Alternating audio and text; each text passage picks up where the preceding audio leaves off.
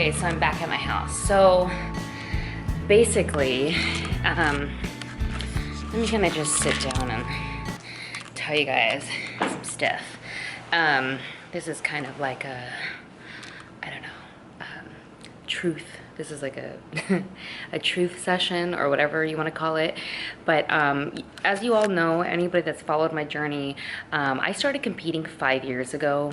Was 2011. I got my pro card after 5 shows. I'll go into more detail about that later, but a lot of people were asking me, texting me and stuff, you know, how are you feeling? Are you feeling ready for the show? You're going to Italy, exciting. It's very exciting, and I'm a very competitive person, and so that's why I continue to compete, even though it takes a lot out of me. It takes a lot of dedication. If I'm competing and, you know, putting my body through challenges, my mind through challenges, I am just at my best all the way around. So I went through a slump there for a little bit, and I weighed the heaviest I did. It was 117 pounds, and then I started this cut 6 weeks ago, and I just been like nonstop. You guys see my website launched, my dress line launched, like, so either I'm one extreme or the other. Like, it's hard for me to find balance. So it's something that I'm gonna, as I grow with you guys on social media and YouTube, I know a lot of other people go through this kind of stuff too. So I really want to share just all my struggles and like all my success, and like just be human and be normal with you guys. I see a lot of this, I'm just rambling right now, so this is a ramble session. I see a lot of you guys like commenting, and I read all your guys' comments, even though I really try to like comment back to everybody. I appreciate you guys so much. Like, I see all the positive comments, and like how you guys say I'm humble and stuff like that, because I really try to be, you know, a nice, kind person, and just try to do my best for you guys. And I appreciate that you guys actually see it. I think it's funny because a lot of you guys say, oh my gosh, like you're real, you don't have makeup on. Like, a lot of people on IG, if you meet them in person, they don't look how they look on IG. So I read like this is totally off subject, but whatever, we're gonna keep going with it. I read this this saying or this quote, and it says how people are envious, jealous, and wishing they had like the lives of like these famous IG people, but it's all an illusion. Like, most of these people that you meet, they're not happy. They don't have perfect skin. They don't have the bodies that they portray on IG. A lot of people will be not in shape all year round, but be in shape for like a few weeks and take enough content for the year. And so what you see on IG is not exactly what's going on. That's why I like YouTube, because like I could bring you guys through my daily life, and like this is real life. So I just appreciate all the good comments and everything. I'm working really hard. I'm like vlogging every day to get you guys content, show you guys my life, because I actually have a really busy life, and I have actually a pretty interesting life. So I love sharing it with you guys. But as far as me being a competitor, so as you guys know, I've been a competitor for about almost 5 years now. Well, 4 years, going on 5 years. And I'm gonna really just start speaking truth to you guys. I didn't know exactly when this would come up, but because I'm a week out from my show, and I just had a cheat meal, and I would never have a cheat meal 1 week out from a show, never. I've done 31 shows total. And the reason why I talk about that is because if you guys are going out there, going through your first prep, second prep, third prep, fourth prep, fifth prep, 31 preps is a lot of fucking preps. Excuse my language, but it is. And people say, how did you do it? And my answer is like, the only thing I can think of is just I'm out of my mind, basically, because the extremeness I used to diet was not healthy at all. Like, it almost like makes like my eyes watery, because I had no life. But from what I came from, I try to tell people this, like, I came from a really hard background, and I'll tell you guys like about it. But when I found competing in bodybuilding and fitness, competing and going through a prep, even though going through a prep is, for all you competitors out there, you know I'm talking about, for you non-competitors, it's just the most mentally and physically thing you can challenge you can ever put yourself through. Just one prep. And one prep normally is about anywhere from like 20 or 3 to 5 months, just depending on where you're starting from. So I'll tell you guys more about like my history and how I grew up and all that stuff. I really want to share all that stuff with you guys, but I just started doing daily vlogs for you guys. So when I started competing, and I didn't know how strong I really was. I knew I, you know, battled through life a lot, and I didn't realize how strong it made me. Then when I found prep, I was like, wow, like there's structure. I have a goal. I was 25 years old. I'm 30 now. I have a goal that I can work towards. Finally, it wasn't just, you know, working 3 jobs like I was always a really hard worker, because even though I was on my own for a long time, I was never afraid of the work. I always looked at work as an opportunity. I never looked at it as, oh my gosh, I have another day of work. I was like, okay, cool. Like, I'm making money to be able to, you know, have my own place. Finally, I got a new car at 25 years old. It wasn't even new, it was decent. I always had really broken down old cars like my whole life. So, and my parents did too. So I was just, having a nice car was good. But when I found competing, it was mentally, it was a walk in the park compared to what I had gone through in my past. So that's why I was able to do so many preps, is because what I had hit rock bottom. I was basically an alcoholic like my entire life since I was like 12, 13. And I was finishing bottles of like a fifth of a bottle. You guys know how big that is. It's like an entire bottle. And because my tolerance was so high, there came a point in my life, I think I was about 25 when this happened, right before I found competing. And I actually tried to check myself into a mental institution, because I said, look, I'm depressed. I have thoughts about, you know, not wanting to live anymore. And I was just at like a really, really bad place in my life. So the first thing that they told me was, we're gonna give you Xanax. You're not crazy enough to be submitted, basically. So I share that story because I know a lot of you out there, you know, are feeling depressed or down and feel like there's no like hope, you know. But look where I'm at 5 years later. But it's been a lot of hard work, and it's been a lot of like just struggle and obstacles, and but in the end, like, I don't know, I'm happier than I've ever been before. I'm at peace more than I ever have been, but I'm still trying to find that balance. So that's how I was able to do so many shows. I did 3 amateur shows, 2 national shows, and I've done 26 pro shows. So this is where some truth is going to come out. 26 pro shows, and I've never won one pro show. I've gotten several second places, several top 5 placings. When you place top 5 in the pro league, it's a big deal, because you're going up against 20, 30 pros. And I personally have never signed with anybody. Everybody always asks me about politics.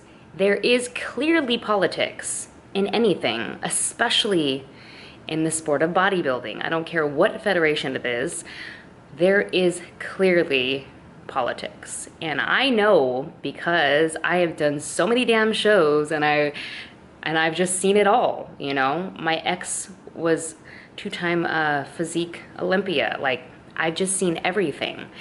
And at first, I used to just completely kill myself on, you know, diet for months and years to try to get to the Olympia stage, because I had no politics on my end. I actually stopped with any coaches because I wanted to stand strong alone and show people that with enough hard work and effort, that you can still get to the Olympia stage without having to have politics or a coach behind you or a team behind you. You can still get to the Olympia. People used to tell me when I started, before bikini got really hard and shredded, you don't have fake boobs, and your six pack's too shredded for bikini. That's what I got told. Guess what I told all those people? Like, go screw yourself. I'm gonna go get my pro card, and I did, and I got my pro card all by myself. Well, I had help, but meaning like without any politics or out coaches, teams, boobs, all of it. As you guys know, I speak how I am a 100% natural athlete, and I don't take any type of steroids. So girls on the Olympia stage, 99.9% of girls on the Olympia bikini pro stage or in anything physique, bodybuilding, everybody is on some type of anabolic steroid. It's very clear. I'm very passionate about this because I have so many girls come to me all the time, and they always ask me, do I have to be on this? Do I have to be on that?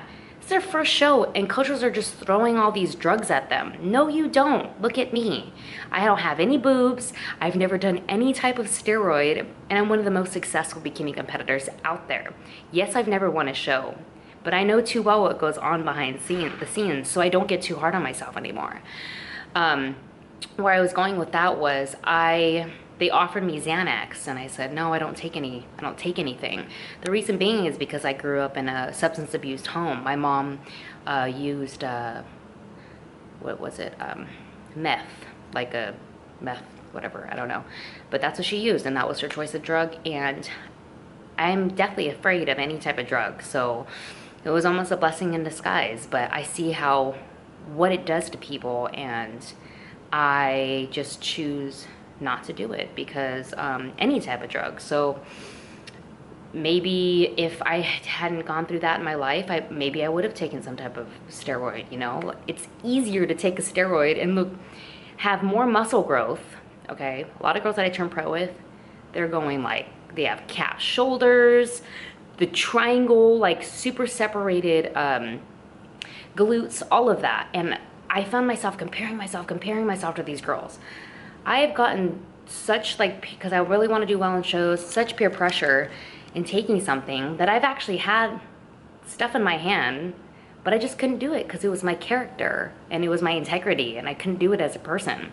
I couldn't take drugs to place better, or I couldn't sign with certain judges or sleep with certain judges to place better. And yes, this is something that I'll talk about more, but I was one of those girls that a judge tried to take on a vacation and sleep with. And I said, no, I'm a bikini competitor and you're a judge, and that's not professional at all. And I was blacklisted from this main judge for 3 of my shows. I hadn't ever placed at a top 5 in 2 years. Then I placed 12th place, 15th place, and dead last when I go up in front of this judge, because I would not sleep with him. And people that know me well know this story, but I've never said it. And it's just funny because this certain person is having a lot of bad karma right now and things that are going on. So there is so much that goes on behind the scenes that people don't understand. We work so hard as athletes, and then we get treated like shit because you don't sleep with a judge. I worked my ass off to be the competitor I am today. But by no means will I take drugs, will I sleep with judges, and I will not sign with teams or people or management people just to place. It just doesn't make sense to me. And so me sticking with my guts, my own, following my heart, and besides competing, I mean, I've been able to start my YouTube channel. I've become really big on Instagram. And I have my own businesses now because I stuck to my true self. So I just wanted to kind of get that out there because my show is coming up, yes. But I'm not gonna absolutely kill myself because I don't take drugs and I don't take diuretics. And I realize that I will never look like most of those girls on stage. I just won't, because naturally, even if I kill myself, I might, look a little bit dry, but nothing how drugs will make your body look. So I needed to really sit back and think, I need to stop being so hard on myself, because at the end of the day, you know, not winning a show after 26 shows, because at the end of the day, I know what goes on behind closed doors, and I know what goes on in the competitive world. And it, like I said, it doesn't matter what federation it is, it's everything and it's everywhere. So I am truly competing for myself. I'm going to Italy, I'm bringing my best package, but I'm not going to kill myself to get there, because I have so many other things going on in my life. You know, trying to get back information to you guys, just a lot of other things, not just competing. You know, I'm trying to find a balance. And at the end of the day, like I said, I know what goes on behind closed doors. So if I go there and I place last, I'm going to say, cool, like I did my best. And that's all I can do, because I know what is going on here. But for the longest time, I was super hard on myself. And I even debated for a while if I was going to compete anymore or not. And obviously I decided to, because I'm going to go travel the world. And my awesome sponsors, Shreds and Arvin, they all got my back. And, you know, they help support me to go over there and to compete and to represent the company. And my whole thing since I started was I wanted to be the example that girls can compete naturally at any stage, on any stage. You girls can compete naturally. You don't have to get a boob job. You don't have to take all the diuretics. If a coach is trying to give you a pill, ask what it is, okay? You could take natural diuretics. You don't have to put all this stuff in your body to place. You don't even know if you're going to be competing for a long time, or you don't even know if you're going to like it. It's your first show, whatever. That stuff does all kinds of crazy stuff to your moods. You know, I've seen it the worst, okay? I've gotten physically abused by people that use that stuff. So I'm completely against it. And I don't have any tolerance for it, because I see what it does to people on the dark side. But that's for another video. But I know I rambled, but I hope you guys kind of got something out of that ramble. When you compete, compete for yourself. Don't kill yourself, okay? Competing doesn't make you have a big name in fitness. People think that, but it doesn't. I was extreme, so that's how everybody knew me. But I got out there and I started my own Instagram, and I started networking with other girls that had other IG pages. Started networking with, you know, now I'm starting now this YouTube channel, and you guys are awesome by watching it and supporting it. But I'm gonna start just kind of really opening up to you guys, because my girlfriend, she's like, oh, I saw on your snap, you know, you're having a cheat meal. And I'm like, I know, like I feel bad about it, but why? Like, you can have a cheat meal once a week. Like, if your coach is not giving you a cheat meal, bye coach. If you're doing bro science and not having anything to back up the numbers that you gave somebody for a diet, get another coach. Go educate yourself, you guys. All the information is out there. You guys just have to do it. So I completely just rambled. I hope you guys enjoy that little ramble, but I just want to be honest with you guys, because I know a lot of competitors watch this, and I always wanted to be that example that you could be natural, you could have natural boobs in the fitness industry, and you could still be something. You don't have to do what everybody else is doing, but I can tell you that I know how difficult it is, because I've had stuff in my hands and wanting a better physique, but I didn't take it. And I've made several boob augmentation appointments, but I never went. But I was just so my heart was set on winning. And then I just really had to sit down, like, just what are you doing? You have come so far and you've done so many great things. And yes, you haven't won a show, but you know why at the end of the day. And I just wanted to put that out there. So if any of you guys have been following me, which I know you guys, my awesome loyal supporters, have been following me from the gate, you guys know sometimes my placing was way off. Okay, when I got placed last from that certain judge, I went right up to him and I said, why did you place me last? The only thing he could tell me was, you weren't tight enough. You need to come in better conditioned. I'm known for my conditioning. I don't slack when it comes to prep. So I'm gonna show you guys pictures too. I'm gonna put them up. I'm gonna show you that show. I was the tightest I've ever been, and he told me to come in tighter. And I looked at him, I said, are you sure it was not, it was never anything else? And he looked at me and said, no, I don't have time for like, you know, any drama or anything. And I'm like, looking, I'm like, okay, it's because I didn't sleep with you, that's why. So that kind of stuff does happen. I did say it, it has happened to me. And I just wanted to put that out there. So why am I going to Italy to compete? To show you guys that hard work pays off and where you can get your physique to.